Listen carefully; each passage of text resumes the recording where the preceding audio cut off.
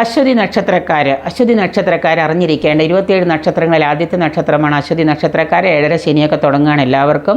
അതുകൊണ്ട് അശ്വതി നക്ഷത്രക്കാർ അനുഷ്ഠിക്കേണ്ട ചില കാര്യങ്ങളാണ് ഇത്. സ്ഥിരമായിട്ട് നിങ്ങൾ ചെയ്യാൻ തുടങ്ങിക്കഴിഞ്ഞാൽ നിങ്ങളുടെ ഈ 7:30 ശനി ആണ്ടുകാലമൊക്കെ നിങ്ങൾക്ക് വളരെ സിമ്പിളായിട്ട് ഒഴിഞ്ഞു പോകുന്നതാണ്.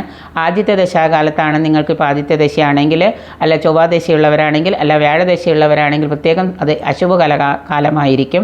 അശ്വതി, മകം, മൂലം എന്ന് വരുന്ന നക്ഷത്രങ്ങളിൽ നിങ്ങൾ ക്ഷേത്ര ദർശനം നടത്തുക. പ്രത്യേകിച്ച് ദേവീക്ഷേത്രമാണെങ്കിൽ ദേവീക്ഷേത്ര ദർശനം നടത്തുക.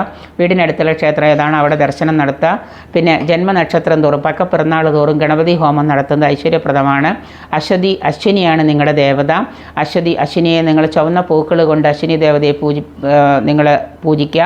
അശ്വിനി ദേവതയുടെ മന്ത്രം നിത്യവും 108 ജപിക്കുക. രാവിലെ ഉച്ചയ്ക്കോ വൈകുന്നേരവും നിത്യവും ജപിക്കാം.